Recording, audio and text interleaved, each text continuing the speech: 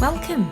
Hi, I'm Mikki, and this is Mikkipedia, where I sit down and chat to doctors, professors, athletes, practitioners, and experts in their fields related to health, nutrition, fitness, and well-being. And I'm delighted that you're here.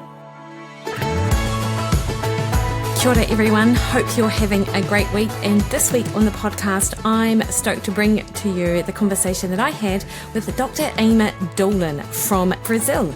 Dr Dolan, as you will hear, is Irish, and she has spent the most of her research career looking at what impacts bone metabolism, and that is what we discuss today in this podcast. So we discuss the pivotal times across the lifespan where we grow and lose bone, what impacts negatively on bone turnover and accelerates bone loss, how we can hold on to the bone we have, and practical things we can do to protect our skeletal structure as we age. There is a lot of really good practical tips in that discussion. And we also talked about Dr. Dolan's new paper looking at low energy availability through an evolutionary lens. So those of you who listened to and enjoyed Herman Ponce's interview that I had a few months ago will also enjoy that conversation too. I've got a link to Dr. Dolan's ResearchGate page, which provides her latest research articles and where you can find her. And so you will find that in the show notes.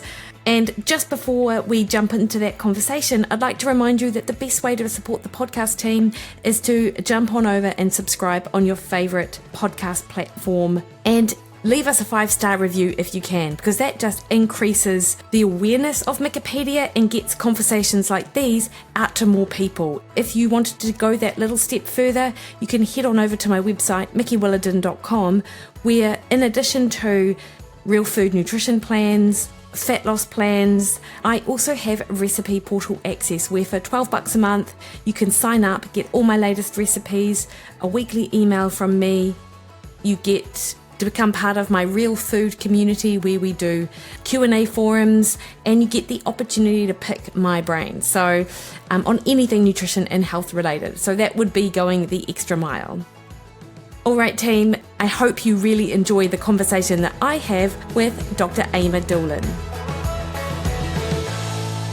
Eimear, Dr. Dolan, thank you so much for your time this afternoon. I'm really excited to chat to you about your research interests in bone metabolism, your sort of evolutionary lens towards low energy availability, and just to get some of these theoretical concepts and how they may practically be applied, or if they can practically be applied for general population, elite athletes, that kind of thing, and just a general geek out really this morning. Thank you so much for the invitation. I'm really looking forward to our conversation. Eimear, can we start with you telling me a little bit about your background in this area and in your initial interest in your field? So sort of where have you come from? Well, probably tell by the accent, I'm Irish, but I'm actually based in Brazil. I've been here now for the last 6 years in Sao Paulo. I'm not an evolutionary anthropologist, I should make that clear from the start, but I teamed up with some colleagues for this recent paper. But my background is I trained in sport and exercise science. My PhD was largely sports nutrition orientated, but I worked with a group who are at really quite high risk of low energy availability, which are horse racing jockeys. They have to weight cycle quite a lot, and they sometimes do some quite crazy things to align with the requirements of their sport. So they were a really interesting group to work with. So that was kind of where my interest in this general area started out. And yeah, I've kind of taken a long and twisted and winding road to get to where I am now. But that's basically my background is sports and exercise science and sports nutrition. But I just have always had an interest in this more evolutionary side, and this recent paper was an opportunity to explore that. Yeah, no, that sounds great. And how did you sort of fall in with the jockey crowd? Are you a equestrian yourself, or is it just sort of the available research at the time? I would have loved to have been called that at the time. I did ride a bit when I was younger, but like My Little Pony out in the field, you wouldn't call me a jockey by any means. But it just came up when I was doing my undergrad degree in Dublin City University. One of the lecturers there at the time, Dr Giles Warrington, was advertising for a PhD student to take on a project related to horse racing, and it was funded by the Horse Racing Council in Ireland, and the idea was just to get a better idea of the challenges that were facing these athletes, and to put together kind of programs and guidelines and recommendations for how they could potentially challenge them.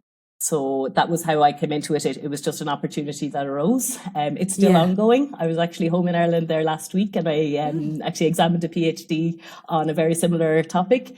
My guy Arthur Dunn congratulations, Dr. Dunn, is now continuing this work. So it's evolved a lot since I was there, but that's basically how I came into it. Oh, that's awesome. And then sort of more recently, I suppose a lot of your research projects are around bone metabolism. Is that? Yes. So that's my primary focus right now. And it was always a major interest of mine, because my PhD was very bone orientated, because one of the most striking findings, I suppose, was that we were seeing quite low bone mass and perturbed bone metabolism in the jockeys. However, I came to Brazil to do a postdoc, and I actually shifted focus for a while, and I was working on buffering supplements. I was working with beta-alanine and carnosine, but in a kind of a out there way. I used a comparative physiology model to investigate carnosine metabolism. So that was a whole just change of pace altogether for me. It was a different research approach, a different topic, a different country, a different language. But I always had that underlying interest in bone metabolism, and I always had a few projects kind of tipping along. And then 2 years ago, I was awarded funding for a 4-year research program on how I'm now leading a program on how exercise nutrition influences bone in various populations. So I'm now kind of back to where I started with my original interest, and that's my main focus right now. Can we sort of get a little bit of background on that bone metabolism stuff? So how does bone sort of change over the lifespan? How does it evolve, and what's sort of the natural progression, if you like? Cool. So I think bone it's a tissue that we sometimes forget to talk about, because, well, we don't see it. We don't. It's not quite as obvious as, say, for example, the muscle, etc. But it's such an important tissue to be aware of. And your bone is adapting right throughout your lifestyle. You're going to have, or your life cycle. You're going to have 3 main phases, I suppose. From birth right up, you're going to have quite accelerated growth and development. You're going to be laying down a lot of bone mass, and that happens quite quickly throughout childhood and adolescence. It levels off then a bit, but continues to rise when you're kind of in your 20s. And most of us have hit peak bone mass at around about 30. Obviously, this varies person to person and will depend on a lot of factors.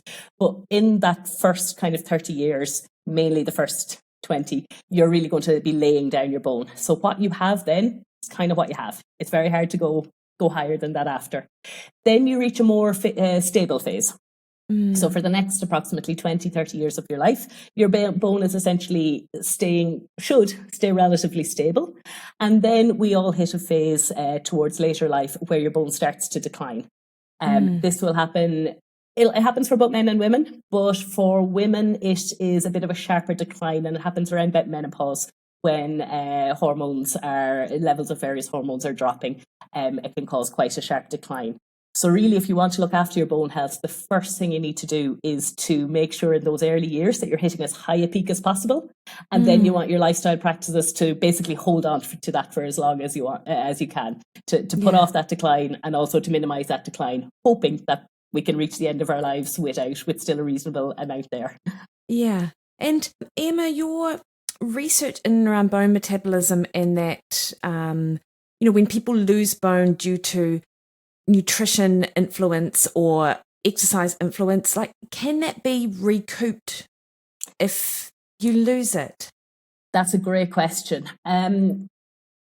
It's very difficult, to be honest. Once you lose bone, it's very difficult to recoup it, which is why it's so important to look after it early on, because by the time we've realised it's gone, or it's declining, it's already quite difficult to come back. It's not impossible, particularly in the earlier years and throughout your life. It's not impossible to build bone mass. However, if you've lost it at that stage, it is quite difficult to get it back, which is why preventive strategies and trying to look after it from the start is such an important thing. The thing about bone is it changes very quickly. You lose it slowly, you gain it slowly, you lose it slowly, and it's quite hard to reverse that. So that's not to say now, if somebody is diagnosed with low bone mass, that there's nothing we can do. Don't worry, there's still lots you can do. You can protect what you already have, but while it is difficult to get it back, simply because it's so slow to adapt. Yeah. And which groups of people would be most at risk of that accelerated bone loss over their sort of lifespan, outside of course, what you would normally expect, like menopause, etc.? Yeah. So there are certain phases, as you just said, that all of us need to be quite conscious of. And as we get older, you will naturally lose some bone. You're not going to hold on to it till the very end. However, there are certainly some phases of life and some factors that can really either help you reach that peak or maximize that peak or slow down that decline. Nutrition and exercise, I assume, is what we're going to talk about here. But groups that are at particular risk are certain groups of athletes. Not all. There are certain situations where high levels of sport and activity are extremely good for your bones, but there are certain situations where it can actually be a danger point for your bones, and we can talk more about that in terms of energy availability, etc. later. But on the flip side, sedentary individuals are also at a higher risk of losing bone, because basically bone responds to the forces that are put in it. So the more you use your body, it's the same pretty much with all tissues, the more you use it, the more your body adapts and responds to that, and the stronger it's going to be. So you probably will often hear things about impact loading for your bone. Either gravitational or muscular forces. If it's feeling a kind of a bang, if it's feeling some impact and some loading, the bone responds to that and thinks, okay, I need to be able to cope with this, and it repairs, it builds itself stronger to be able to cope with that. So if you're either very sedentary, that can certainly be a risk factor. If you have very, very high levels of certain types of training, the very low impact training, particularly if you have low energy availability, that can also be a risk factor. And there's also certain groups of clinical populations who are going to be at higher risk. For example, we have a project on here right now with patients who take glucocorticoid therapies. Now, glucocorticoids, huge clinical benefits in a lot of situations. They're one of the most widely used treatments, but they actually can lead to bone loss. So if you have a condition that maybe you need to take certain types of medications, that can also be a risk factor. And of course, nutrition, what we eat, we are what we eat kind of thing. What you eat really is going to impact all the tissues of your body, and bone is no exception to that. Yeah. Are people who have poor blood sugar management or type 2 diabetes, are they at increased risk of bone loss for, I don't know, inflammatory reasons or inability to utilize fuel or anything like that? That's actually a great question, and probably stepping a little bit outside of my area because I don't work very much with diabetes, but for sure there's going to be a lot of risk factors there in terms of a lot of the factors that can contribute, particularly for type 2 diabetes, not so much type 1, but say type 2 diabetes is very much associated with lower activity levels and perhaps suboptimal nutritional practices. And a lot of them are also very much involved in maintaining healthy bones as well. So for sure, there are going to be issues there. There's also some really interesting work going on at the moment in terms of how carbohydrates themselves directly influence bone. And it seems like carbohydrates are quite essential to maintaining healthy bones as well. So any condition that's going to have issues with that is going to be a risk factor. Again, as with many tissues, there's so many things that can influence. It's not to say automatically, if you've got diabetes, you automatically have problems with bone as well. However, there are issues common pathways there that for sure is something to keep an eye on. Yeah. Eimear, on that low carbohydrate point, I've definitely seen studies that have looked at sort of acute measures of bone loss. I believe they're acute in relation to that sort of doing exercise, withholding carbohydrate, and it's potentially detrimental to bone. Are those markers that are being used? Does that tell us also what happens in the long term, or is it speculation? Like, what is the research body like in regards to that sort of low carbohydrate approach? Only in that of course, now a number of athletes are utilising these different strategies for other reasons to help with those potentially endurance adaptations. I think, there's so much in what you've just said there that we can unpick. There's so many interesting topics to talk about there. I think, so first and foremost, I'd say that the studies that we have at the moment, particularly in athletes, are very early stage. And like you said, they're based on bone biomarkers, which tell you the acute response. Now, there's two broad kind of categories of bone biomarkers that we use in these studies. Some that show formation, how we build the bones, others that show resorption, how the bone breaks down. And the study that I think you might be referring to was done by an Australian group led by Professor Louise Burke in a group of race walkers. Is that the one you were thinking of? Yeah. They showed, now I'm testing my memory here, but they showed perturbations in the bone resorption markers, which you would assume if you're breaking down more bone in the short term, if you continue that, it should eventually lead to reduced bone mass. However, we really need those long-term studies to confirm that. So it is really important that we confirm that in the long term, because we're assuming that these bone biomarkers, if these metabolic shifts carry on, we assume that they lead to changes to bone mass, to bone structure. However, you have to measure it for a long, long time to confirm that. But then you do have observational studies at the same time where, say, taking a group of people who have, say, followed a low-carb diet for quite a long time and comparing them to people who haven't. And it does seem that bone mass may be lower. However, of course, when you take an observational study, there's a lot of other things that come into play there. And one of the biggest difficulties in investigating how low carbs might impact bone is that it can often be very difficult to separate low carbs from low energy. Because sometimes people will reduce one unless you replace with something else, which doesn't always occur. You've now got both low energy and low carbs and potentially low micronutrients, because if you're taking out foods. So it's hard to say exactly which it is. But overall, the early evidence would be saying that perhaps longer term low carb diets are perhaps not ideal for your bone health. Yeah, no, that's super interesting. And you mentioned, of course, low energy and how that might impact negatively on bone. But what does the research say about that? So this is a topic that we've covered in this paper that we mentioned recently. We got into it with the evolutionary paper as well. Essentially, your body is going to have a certain amount of energy to work with during the day, and it has to spread it out among all the processes that are available.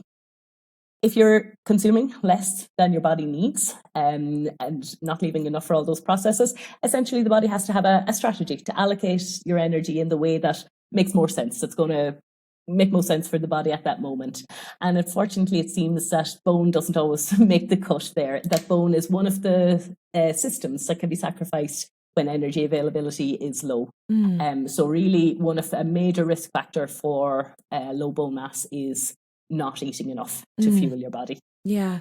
And is there a particular time period? Because, of course, there are people who want to improve. So I'm thinking general population-wise, you've got people who would like to lose weight from a health perspective. Are they at risk of this, or is it a different population, people who might not have as much to play with regards to that low energy? And I think that's you're getting into the most important research questions now. I would say that it hugely depends on the extent of deficit and how low your energy availability is, because there are going to be certain groups who perhaps want or need to lose a certain amount of weight for health purposes, which can be really important, is absolutely fine. A really interesting body of work that's actually going on in our research group here in Sao Paulo at the moment is looking at how extreme weight loss following bariatric surgery can impact tissues like that. And yes, it does seem that healthy weight loss is healthy for some parameters, still can lead to bone loss. Yeah. So what we really need to look at in those situations is, are there strategies that we can implement that can allow for this healthy weight loss but protect your bone tissue at the same time? And that's where you're going to get into strategies around your exercise habits and your nutritional habits, because it's not just about how much we're eating. Of course, the quality of what we're eating is also going to have a huge impact on what's going on. So if you do need to induce an energy deficit for whatever reason, there are better and worse ways to potentially do that. Yeah, no, that's great. Interesting. I often, when I talk to clients about their diet and strategies that help just from an overall sort of health perspective, a lot of women tend, and maybe it's just because the population I work with, largely women, really benefit from removing dairy. Just from an inflammatory perspective, from a gut perspective, as they head into sort of perimenopause, menopause, a lot of them actually feel a lot better when they're not consuming dairy. But of course, you've then got that calcium question. So I guess more broadly speaking, how do we explain? So calcium is the nutrient which we all think about when it comes to bones. And obviously there are other important nutrients which I'd love to ask you about. But how do we explain, I guess, the populations who don't consume dairy yet have very good bones across their life, or it appears that they do, compared to sort of the message we get that we absolutely need dairy for calcium reason. Like, I've always found that very difficult to consolidate in my head. And I suppose if you want to go at like broad brushstrokes, absolutely calcium and vitamin D are essential for bone health, because calcium has a lot of uses in the body. 99% of your calcium is stored in your bone, and then you're going to have a certain amount that circulates in the system and circulates in the blood, and it's used for a whole host of functions, including, for example, muscle contraction. You're also going to be losing some calcium all the time. Urine, feces, sweat, you're going to be losing calcium.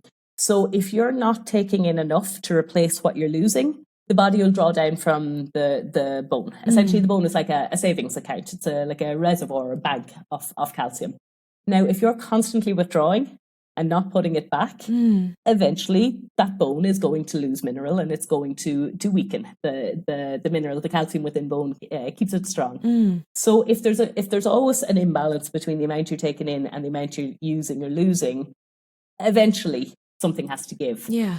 However, I think returning to your point there's some groups who perhaps have quite low calcium intake and seem to do fine. There's going to be, there's so many parts of the chain that we have to look at. Some people have better calcium absorption, for example, than others. Yeah. So maybe they're consuming less, but maybe they're super efficient. Yeah. It can vary in how much you lose. So you can, perhaps some people are actually losing less, in meaning that they can get away with taking in more. Yeah. And also I think we very much focus on the dairy products for calcium, and for good reason. Dairy products are a great source of calcium. But you're also going to get in a lot of other foods, for example, green leafy, there's certain vegetables, etc. So perhaps the person is actually getting it in another place. Yeah. So I think there's a lot of different factors to consider there in terms of why somebody who may have relatively low calcium intake is maintaining healthy bones.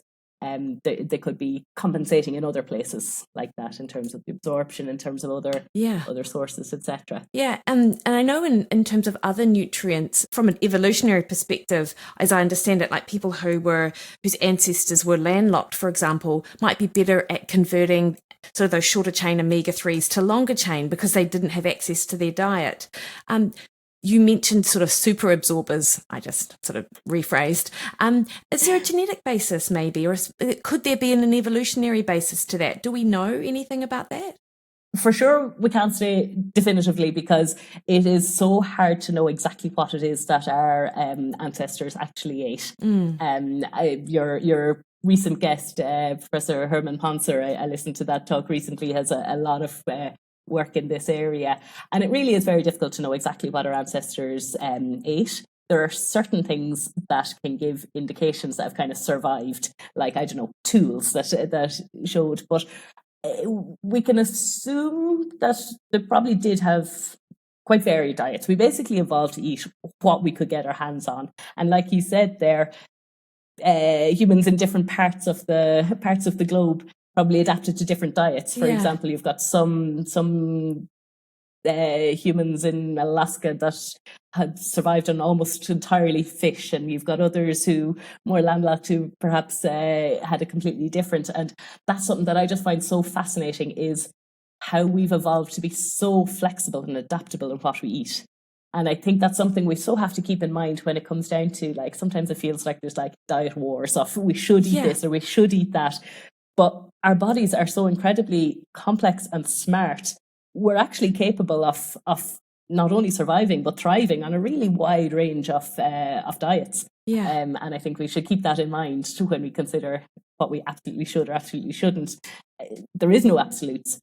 And I think human variability is huge. Yeah. Like from one person to another, we're all going to, there's certain broad things that we can consider, age or sex or activity levels or body composition. They're all going to influence how we deal with certain situations, but there's always going to be that genetic difference with the individual that's going to make one person respond a little different to the other. So we always have to take that into consideration. Yeah. And to your point, some moments ago when we were chatting about preventative strategies to stop losing bone, exercise, there are a lot of sort of discussions and arguments, if you like, over what most people should be eating, but actually movement plays a large part in our ability to retain muscle and bone and things like that. Absolutely. So I suppose that's another really important feature. Absolutely. Like exercise, essentially your bone is going to respond to its physical environment. Yeah. There's something called the mechanostat or mechanostat. I'm not sure how to pronounce it. I only ever see it written down. But it's a theory which basically is that your body senses the loads that are typically placed on it and it adapts. Because if you, again, thinking about it from an evolutionary perspective, you don't want your bones to be too big or too heavy because you have to carry them around all the time. So there's no point going overboard. But at the same time, you don't want them to snap every time you stumble over a pavement. So the body really has to hit that sweet spot where they're strong enough, but not too strong, so strong that they're slowing us down. And this is what the mechanostat theory predicts, is that it senses the daily signals and it adapts accordingly. Yeah. Now, again, like I say, with the bone, it's daily signals, but they accumulate over longer periods of time.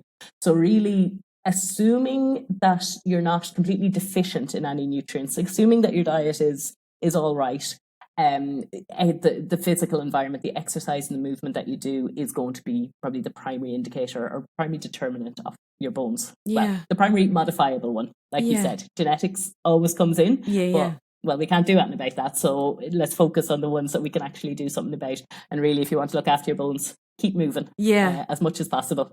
Yeah, totally. And where are we at with regards to calcium supplementation, Eimear? And obviously, we know calcium's important for bone, and if you are unable to get it from the diet, then a lot of the times people look to a supplement. But as I understand it, there has been research in the last 10 years to show that women who take calcium supplements might be at an increased risk of cardiovascular disease. Has that changed over time? Do you know, or is that sort of out of your scope of what you work in? To be honest now, the more the risk factors in terms of the influence of calcium supplementation on cardiovascular risk is a little bit out of my scope. Yeah. But I would say now, in terms of supplements overall, food first, but not food only. I don't know if you saw that article that came out recently by Professor Graham Close in Liverpool. I do believe that wherever possible, we should aim to meet all our nutrient requirements from food, and that in the vast majority of situations, we can do that. There are some situations where people struggle with that for whatever reason. For example, if you have a lactose intolerance, maybe it's very difficult for you to meet your calcium needs. In which case, and vitamin D also is another one. Calcium and vitamin D go together, so really kind of consider them together. In which case, supplements can be very useful for you. There is also athletes are a group who have kind of quite specific needs, and there are situations where that can be appropriate as well. However, and what I think you were kind of asking about there, correct me if I'm wrong, you might notice I talk too much and I ramble a lot. So if I'm going off target, but probably, I don't know if that makes us a good or a bad combination. If I drift off target or if I've misunderstood your question, please feel free to tell me. But I think from the point of view of the risk factor with supplements is, again, it's about hitting that sweet spot. Yeah. Too much of anything is not good for you. So I think sometimes we take this advice, calcium, vitamin D is important for your bone. Okay, everyone supplement. But no, if you're eating enough, you don't need to. Maybe you're going too far and your body doesn't know what to do with it. And then it ends up perhaps accumulating or needing to be excreted, which puts pressure. Again, the specifics of the cardiovascular that you mentioned is not really my area, but in general, too much of anything can be as bad as too little. So I think indiscriminately supplementing, just saying calcium is good for our bones, so therefore we should all take calcium supplements. There's absolutely no need for that. Yeah. Our bodies have evolved. We eat the foods that contain what we need. Yeah. If you are eating a diet with largely natural whole foods from a wide range of food groups, the chances are you're meeting all of your micronutrient needs and probably don't need to supplement. Yeah. If there's a specific reason you need to supplement because you're deficient, absolutely. But just to bring yourself up to where you need to be, just to bring yourself out of deficiency, there's sometimes this misconception that if some is good, more is better. Yeah. Not necessarily. Sometimes more can be actually quite harmful on its own. So I think supplementing across the board, not so useful. Yeah. Okay, no, that's great. No, and that's exactly what I was wondering about. So calcium's obviously important. What are some of the other nutrients which specifically are great for bone? So when I'm thinking in terms of nutritional advice for bone, I'm going to think of calcium and vitamin D, as we've just mentioned, energy availability, which we've kind of touched on, protein intake, and I had another one in my head. I put all the rest kind of together. There's a whole host of other micronutrients that are going to be involved, like magnesium, phosphorus, vitamin K. However, you need small amounts of all them. So if you're eating a fairly well-balanced diet from a lot of different food groups, the chances are you're making all of those requirements. Again, trying to keep the emphasis on keep your plate colourful. Yeah. Keep a lot of different food groups in there, eat a wide range, focus on the kind of more natural, less processed food. Chances are you're going to meet a lot of those micronutrient needs. Protein is a really interesting one and a really important one from the bone point of view, and it's also one that is quite debated. Yeah, can we chat about that a little bit? Absolutely. It's a really interesting concept, because for an awful long time there was a theory out there that consuming high protein intake can actually be bad for the bone. And this was a real concern for athletes who are being encouraged to consume high protein for its muscle benefits for their sport, but at the same time are then, well, can this have a negative effect on my bones? Have you heard of this theory? It's called the acid ash hypothesis. Yes, I have. So basically, in a nutshell, what that says, or the theory, and I stress here theory, because I don't think it really works out like this in practice, and I'll explain why. But essentially, what the acid ash hypothesis proposes is that if you're eating a lot, very high protein, and particularly animal foods, they have almost an acid load. They can slightly shift the pH of your body. Now, your body is well equipped to maintain a pH, so the body can cope with that. But the theory is that if you are eating a diet that has a high, they call it DAL, dietary acid load, that this might require the taking of calcium from the bone to normalise that, because calcium is alkaline. So it kind of buffers it. It can balance it out. Yeah. Now, the evidence that this is based on is people who have a higher dietary acid load, which mainly comes from animal foods, from animal proteins. They seem to have higher excretion of calcium, the assumption being that they were losing more. Yeah.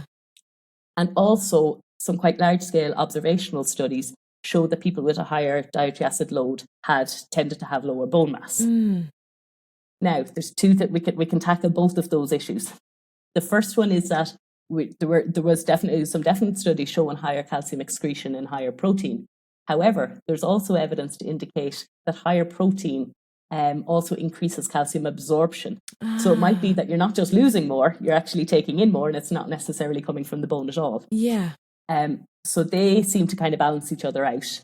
And then on the other hand, we've got this associational studies that show that people with a higher dietary acid load had lower bone mass.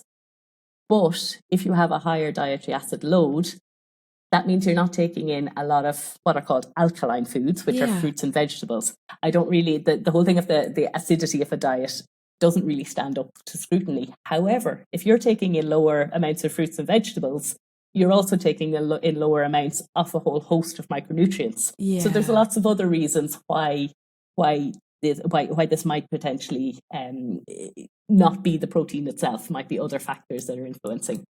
And there's actually been quite a lot of work in the last few years. There's so much research in this area, but there's been a lot of evidence synthesis projects in the last few years. For example, there's a kind of meta-analysis by Rizzoli et al. The last few years that shows that overall people with higher protein in their diet actually seems to have a beneficial effect on bone. And can be for a whole host of reasons. For example, we've just said protein very important for muscle. Muscle and bone work as a unit. They work together. What's good for one generally tends to be good for the other. Yeah.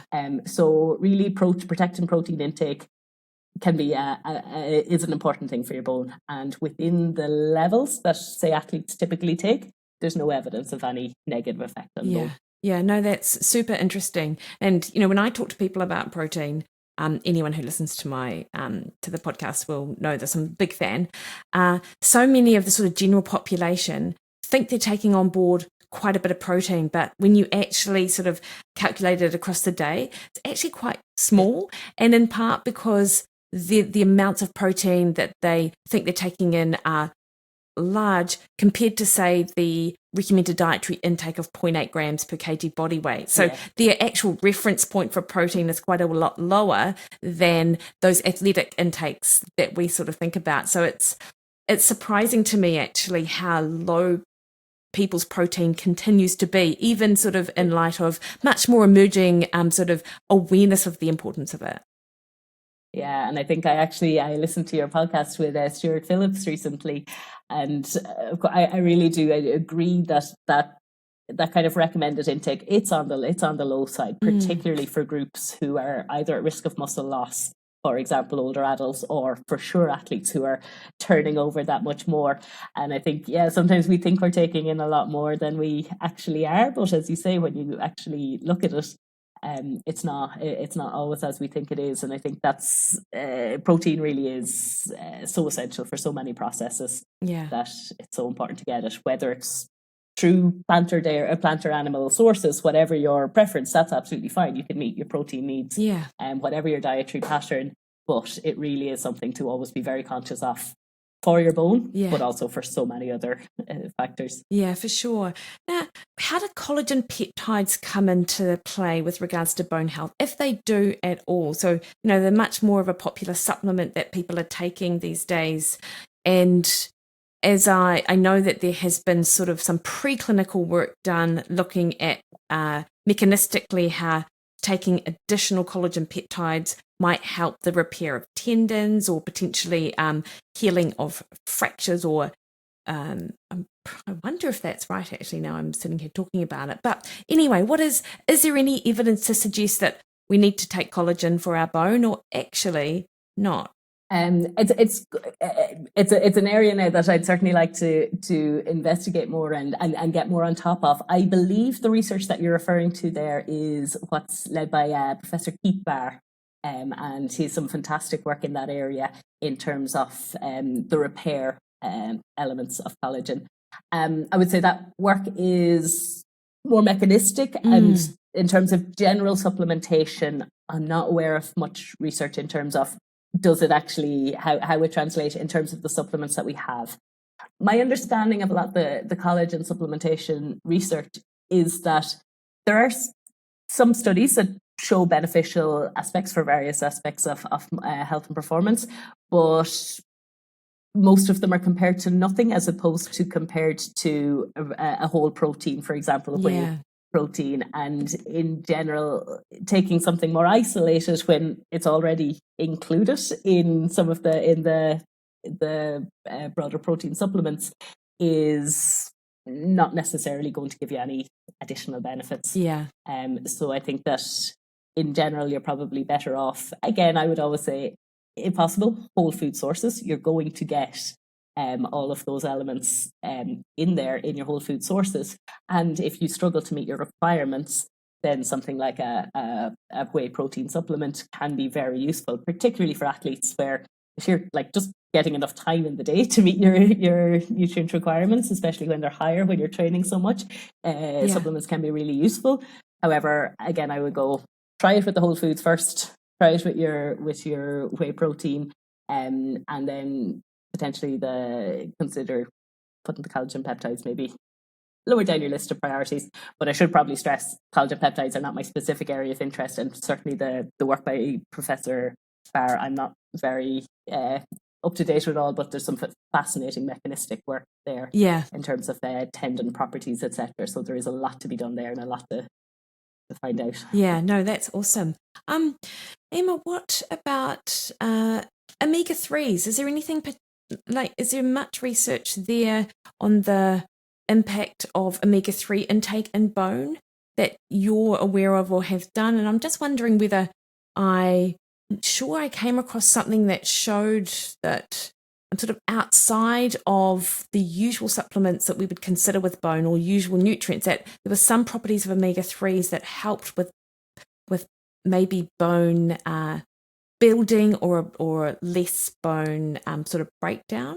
Yeah, and it does seem to indicate that diets high in omega-3 fatty acids do seem to have some benefits for skeletal health. In terms of supplementation, again, we're coming back to the thing of just because it's important, do we necessarily need to supplement? Because more is not necessarily better. But for sure, the fatty acids do have a role in maintaining bone health, and consuming adequate intake of those is important. And again, it follows if you struggle to get that within the diet, taking it in terms of supplements can be useful. But as with all things, I would be supporting the start with a whole food approach. There was a systematic review on this, I think it's a few years ago now, if my memory serves me well. It was Orchard et al., who did a systematic review on omega-3 supplements and osteoporosis. And they concluded that there was some evidence that there could be a potential benefit of supplementation on skeletal health. However, there was quite a small studies, not very long. So they weren't particularly strong on that. They were kind of like, it may be beneficial, it may be useful. Mechanistically, for sure, it has a role. However, the evidence is not very strong. Yeah. And now I would, for sure, if my memory serves me, which it doesn't do very often, there may well be more up to date since that review, but that was one that I saw quite recently. No, that's great. And I mean, you being in Brazil with the idea of sort of a minimally processed diet and whole foods, I mean, your entire dietary guidelines are set around those principles, which here in New Zealand, we're much more like the US type guidelines in there. So, it's so different. And that's interesting. Like, does that change? Like, how long have you been in Brazil for, Eimear? I'm sort of going on a bit of a tangent, but... Yeah, no, go for it. I love tangents, as you can probably tell. I've been here for 6 years now.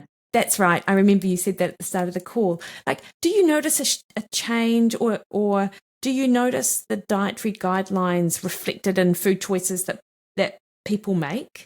You know, like if I think about our dietary guidelines, geared very much towards breads and cereals and pasta. Not that, of course, they're forbidden in Brazil or anything like that, but the tone is really different with regards to that. Not that anyone necessarily follows the guidelines here anyway, but what's it like in Brazil?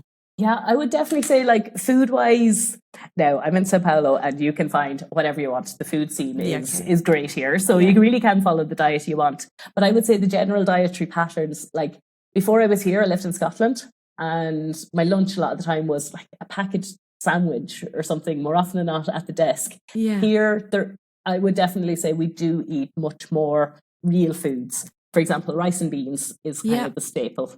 Generally, they have here what's called a prato feito, which is just a ready dish, and it's just one of the most common lunches, which is going to be rice and beans, some salad, and some kind of protein like fish or piece of meat or chicken. And it's amazing, when I go away for a while, I crave it. I'm like, I need my rice and beans again. Yeah. It's simple and it's filling, and there's much more of an emphasis here on having a large meal at lunchtime. And at the beginning, that was quite difficult for me, particularly as I just wasn't used to it. And then I go home thinking, right, dinner time, and I start eating again. But I'm getting used to it more now. And I would certainly feel that Brazil is quite good for focusing on the more natural, healthy foods. Yeah. Now, of course. It's a huge country. There's a lot of people, not everyone, not everywhere. Yeah. But certainly I would find that the general diet, they do seem to focus on those kind of naturally more natural whole foods, which I think is well, certainly I feel good on it. Yeah, absolutely. And of course, in light of what we're discussing around bone, that's where you're going to get a lot of those nutrients that are important in that overall big picture of the diet. Yeah, it's I think for in terms of meeting most of your dietary needs, and to be fair, all of the different kind of country guidelines, they essentially come down to, they might approach it from different ways, but they essentially come down to similar kind of recommendations in terms of getting your foods from different food groups, avoiding here calling them ultra processed, but in other dietary guidelines they're just saying more directly, avoid a lot of like sweets, biscuits, cakes. Not that you need to cut them out, of course, we all enjoy them, and as my granny always said, a little what you fancy does you good. But trying not to focus too much on them and trying to largely base your diet is going to up your chances of meeting all of your nutrient needs. Yeah, and of course alongside that is your caloric requirement, and we've touched on low energy availability and the importance of that from a sort of bone perspective. One of my first questions sort of around that, just to sort of shift our focus to that, is if an athlete experiences relative energy deficiency in sport, and with that has come like they've lowered their bone mass. I asked you if it was sort of recoverable sort of in general, but what is it that they can do to help improve their overall bone health at that point? So you mean specifically now with athletic populations? Yeah, because I suppose that's where a lot of people who are at risk of that bone loss sort of earlier than expected. And for sure, there are certain groups of athletes, like you just mentioned, the relative energy deficiency in sport model. And alongside that, you've got the female athlete triad model, which really focuses in on bone health. Yeah, it is. I'll quote Professor Craig Sale here. He said, the greatest enemy to bone can be low energy availability. I'm sure I got that quote a little bit wrong, but he said something along those lines. And it really is a major risk factor for bones, and it really is very prevalent for a lot of athletic groups. Now, I would say when you're talking to athletes about low energy availability, for me, the first thing that we need to figure out is why they're in low energy availability in the first place, because that's really going to influence what you can do. It's not always going to be realistic to meet the targets, particularly for endurance athletes who are doing very, very high training related energy expenditures, who have trained a lot in terms of the sheer volume of training they do. And also sometimes there's going to be elements where periods of energy deficiency can be actually beneficial for other aspects. For example, driving the endurance phenotype. You want to maintain quite a lean physique. So I think, sorry, I'm drifting off on tangent here. I would say figure out why it is. Sometimes there's going to be practical issues, in which case you can work around. You can try to figure out strategies as to how you can potentially fuel more. There are elements of, we know that there are different athletic types that are more or less at risk of low bone mass. And in general, athletes who participate in sports that have higher impact, multi-directional loading, they're kind of moving around a lot, they tend to have quite strong bones and are going to be at less of a risk for low bone mass in the first place. Whereas your endurance athletes, your cyclists, your endurance runners are going to be at more of a risk of low bone mass. And also your weight category athletes, who need to, say, maintain quite low bone mass. Yeah, so they're much more at risk. And what can they do to, I suppose, prevent some of the inevitable negative impact of their sport, I suppose, and all of those, all of those reasons that you've just described? Okay, so I would say, for a start, we really need to differentiate between the extent of deficit. Yeah. Maybe it's not practical or feasible for you to meet kind of the guidelines, but you can get as close to it as is feasible, because for sure the bigger the deficit, the greater the consequences. Yeah. So don't let the perfect be the enemy of the good. If you're not able to meet the full recommendations of your energy, meet your full energy requirements, get as close as you can in the way as practically as possible. Returning to what we were talking about there earlier, the quality of the diet is going to be huge. So if you're in deficit, you want to make damn sure that you are getting all of the nutrients that you can from the foods that you have. You want to make sure that that food is as high quality as possible, because one thing that is very difficult to separate when we're investigating how energy availability impacts bone is separating low energy availability from low nutrient availability. So for example, are you low in protein? Are you low in calcium and vitamin D? What else is going on there that we can potentially target? And actually, we have a study going on here at the moment where we're looking at how protecting protein intake might impact the bone metabolic response to low energy availability. And data collection is ongoing. Results aren't available yet. But certainly from a theoretical point of view, I would say that protect your protein intake when you can. If you're going to be low in energy availability, something has to give. You can't protect everything. I would say protect your protein first and foremost. And there is good evidence that has a protective effect in from a muscle point of view in terms of in deficit. There's some really cool studies where they induced a deficit but varied the protein intake. Now, in general, from a muscle protein synthesis response, when you go into deficit, it reduces muscle protein synthesis rate.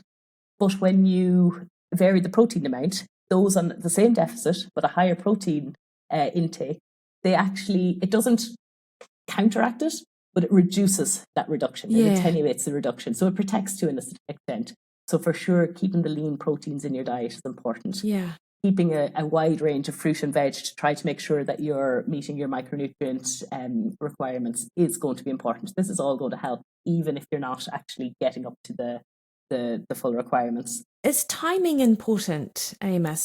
So if we are able to have those nutrients sort of pre and post workout, is that more important for someone in a deficit to help protect bone, do we think? That's a great question. And I'm going to now talk more broadly in terms of the effects of energy availability, because there's not that much specifically on bone. However, everything is so interconnected that we can kind of make some leaps.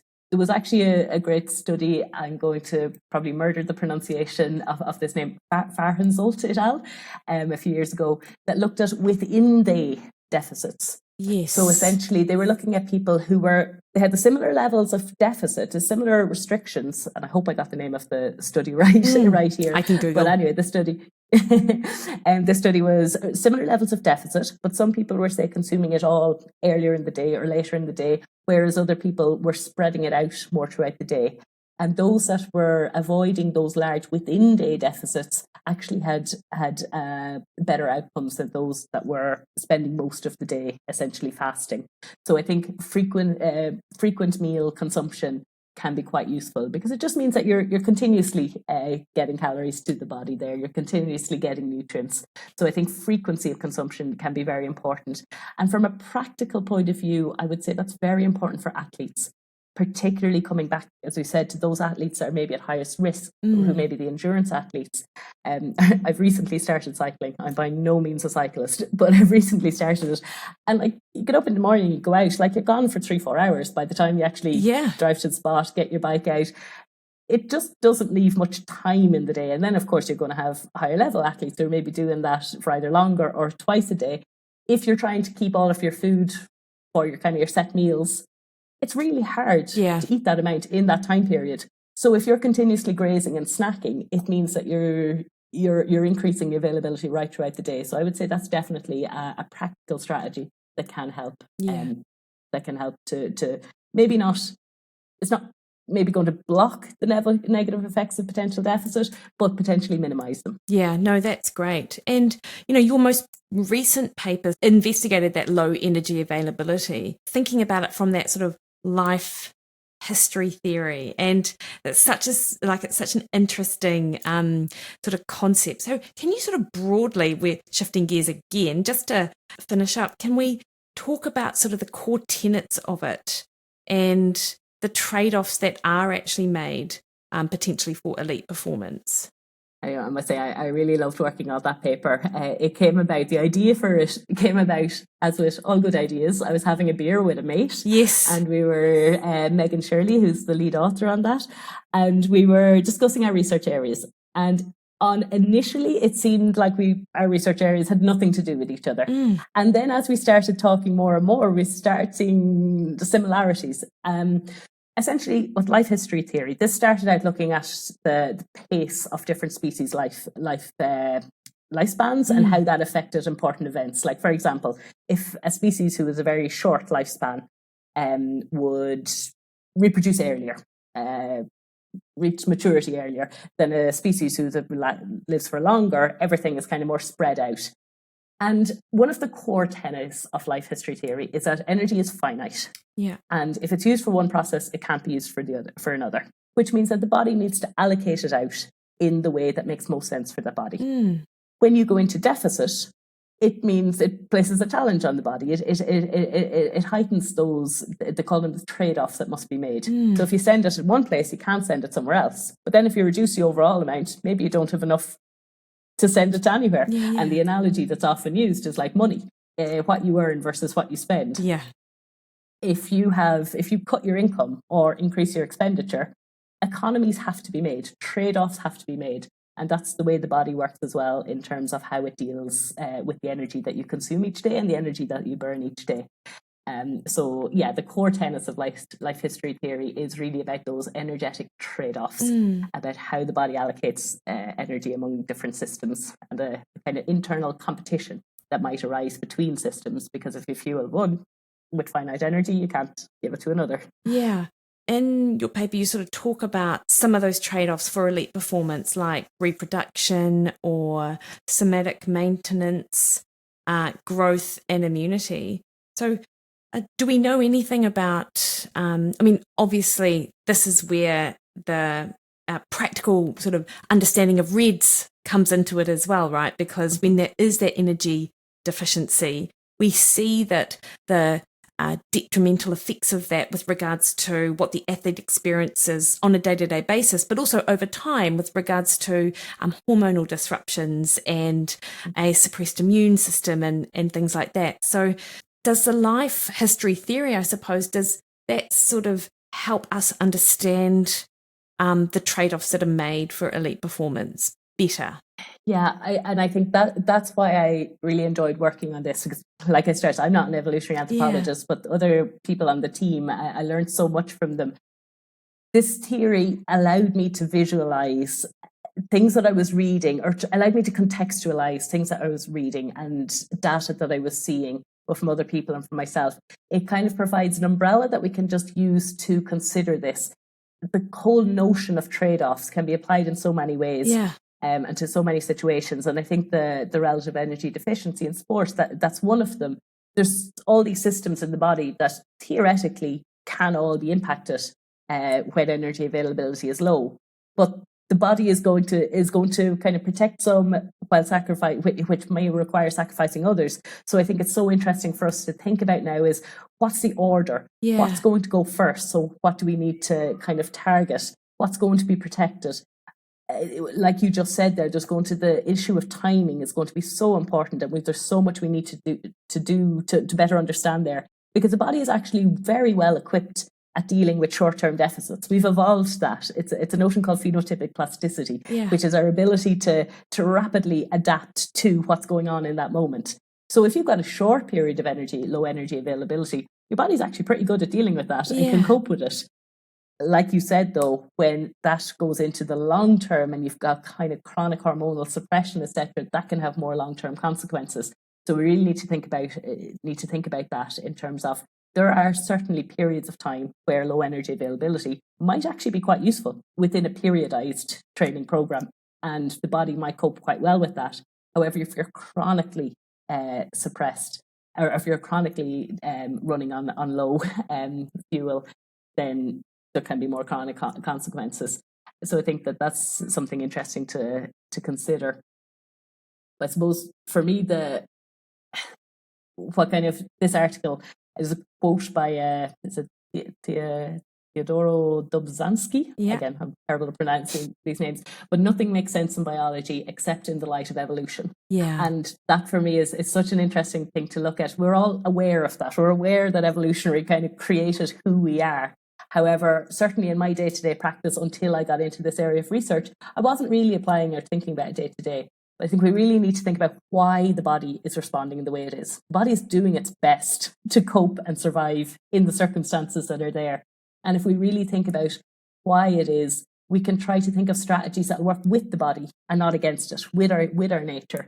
And I think that's where using evolutionary theories and considering them from this perspective does have very real practical application today, because we can understand where our body is coming from and try to work with it. Yeah, absolutely. And there's so much synergy between what you were just saying and what I was reading in Herman Ponce's book with metabolism and his research looking at how the body has really, like the what population did he work with again? It's a Hadza. It is a Hadza, isn't it? I think it's where he's done the majority of his work is with the Hadza. Yeah, of course. I couldn't remember if it was the Hadza that Herman was talking about, or if that was some other thing that I was reading. But yeah. And just how they've really how the energy expenditure is no different to ours because the body has adapted to allow for that expenditure there by pulling from other areas of like the trade-off, basically, like exactly immune and reproduction and all of it. And it's funny, since I've gotten into this area of research, I'm using the term trade-off everywhere in terms of making work decisions, life decisions, relationship decisions. I'm like, it's all about the trade-offs. People are so sick of me saying this. But it really is like another conversation that you had recently with Professor Schofield, where you're talking about the balance of everything. Yes. Everything has pros and cons and decisions have to be made. And it's in here, we're looking at energetic trade-offs and the decisions that the body makes. I say decisions, obviously they're not conscious. We don't consciously decide, but the body is deciding. Yeah. We're weighing up the pros and cons of sending energy here versus sending energy there. And there's no perfect. The body is just trying to do the best that it can with what it has. And I think if we keep that in mind, we can do our best to work with the body. Yeah. And consider certain things like we know that one of the main consequences of low energy availability for women is suppressed reproductive function. Yeah. Periods can stop. The menstrual cycle can stop. Now that is the body essentially holding on to that energy, not engaging in a very energetically costly process when energy is low. It's a sign. Your body is telling you, I'm actually, now there can be other reasons that it can happen, but it's very common when somebody is under fueling that menstruation can stop. That doesn't necessarily mean it's not necessarily that on its own that moment is a huge problem, but it is a very clear signal that your body is sending you saying, I'm in conservation mode here. Yeah. So take that signal and see what you can do. Look at your overall diet, look at your overall exercise habits, see where you can reduce that deficit if at all possible. And just listen to your body. It's very, very smart. Our bodies are very, very smart if we can listen to them. Yeah, totally. And I like how you sort of outline, 4 different areas where those trade-offs are made, because I do know with some women that their reproductive cycle is largely unaffected by extended periods of deficit. This is from a practical perspective. I'm not talking research here, but as a clinician, where women, some people's hormones seem really robust in the face of that energy deficit, but they might be sick all the time, or something else might be amiss. So I think, and this is me just sort of speaking theoretically, almost like a thought experiment, I wonder if there is that variation in where the body decides the trade-offs are made and if there is that individual difference. And I think that's, to me, that's one of the main takeaway points, is that the body is reacting to its environment. Now, there's going to be certain broad principles that the body is going to abide by. For example, evolution is all about passing on your genetic material to the next generation and surviving. So there's going to be certain broad principles that the body will adhere to, but it's going to depend on your individual situation, what's going on. And some of that is factors like sex, your age, your body composition, your training status. They may all influence the energy allocation strategy and the trade-offs that are made. But like you just said, you can also have 2 women the same age, same training status, similar body composition, and one will react in one way and another will react in another way. And that's the individual genetic makeup, or perhaps other things that are going on outside of those broad factors. So I think for me, one of the lessons to take from what I personally took away from that paper to an extent was that these theories are so useful to contextualize how the body works overall. However, one size fits all never fits anyone. We are variable, we are individual, so we have to take into account the individual. So I think we it's the same when you're thinking about, say, guidelines for energy availability. We don't really know what the exact numbers are. Like we use things like 45 kilocalories is balance, 30 you're getting on low. But that's the studies that they're based on essentially chose them as a model for that particular study, which is absolutely fine. And then we've all kind of adopted them. But if you measure 45 and you measure 30, do we know that it actually happened at 30 or did it happen at 42 or 37? Like you said, is there individual variability? Do different people, we take these guidelines and we kind of assume that they apply to all, but they don't. There's no set threshold that we're all going to adhere to because we're all individual. So I think we should use these guidelines as a starting point to get an idea where somebody is, but we then have to consider the individual, because it's possible that these women that you've referred to, maybe they just run more efficiently in other ways, so maybe they're not really a deficit at all. Maybe the thresholds that we've used doesn't actually apply there. Or maybe, like you said, there's trade-offs going on in other places. So I don't mean to discount the research is so important. No. These guidelines are so important for us all to have to be talking a common language and to have some kind of reference point. But everyone is going to vary around those reference points. Yeah. So we really do have to take the individual into account. Yeah, completely. Sorry, Eimear, just to finish up, what now with you and your research? Where are you at? What can we expect from your lab over the next sort of year? Have you got anything new and exciting coming out?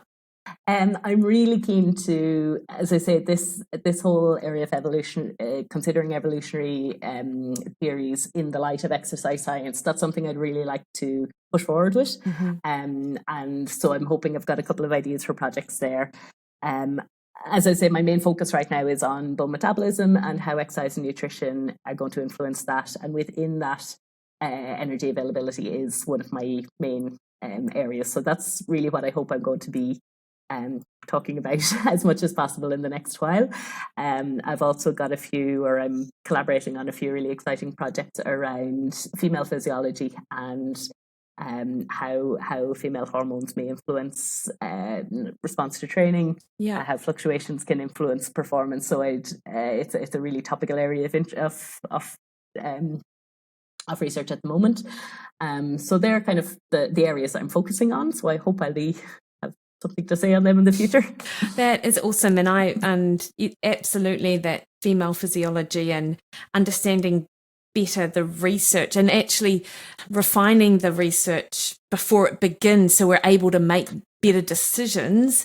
That's going to be a really important piece of this over the next few years, or at least I feel as well. Yeah. Oh, I 100% agree. And I give a plug to a society that I'm involved with as well. It's called STORC, the Society for Transparency, Openness and Replication in Kinesiology. And it's just that. It's about trying to figure out how we can make science more open, more useful, higher quality. And I do find that I love being involved in that organisation. And I think what you just said about kind of the research in female physiology really does apply across the board. I think the best thing we can do is, before we get started, really, really think about what are we trying to do here. Because there's so many interesting questions to tackle, but they're super complex. And I think sometimes we all fall into the trap of trying to design one study that answers everything, but it's just not possible. We're setting ourselves up to fail. So I think if we can all really take a step back and think, what are the really essential questions, even if it's just a small piece of the puzzle, if we can answer that small piece cumulatively, we're really going to push things forward. So I think, and the female physiology area is for sure one, but across the board in exercise science, I think that's such an important thing to do. Yeah, no, that is awesome, Eimear. Thank you so much for your time today. I really appreciate it, and I know the listeners will be will have a much better understanding of what impacts bone, what are the things that we can do about it, and what are some of the things which we need to be mindful of, particularly from that sort of athletic perspective. I'll put links to your papers that we've discussed in today's show, and if anyone wants to reach out, how can they find you? I'm probably Twitter is probably a handy enough way to find me, Eimear Doolan, EIMEARDOL, and or if you have a look on my email address on ResearchGate, is if you Google my thing, you'll find my contact details, and I'm always very happy to chat, discuss these things. So feel very free to reach out to me. Awesome. Thanks so much for the invitation. I really enjoyed the conversation. It's great to take part. Oh, lovely. Thank you so much, Eimear, and enjoy the rest of your evening. Thank you very much. I will indeed.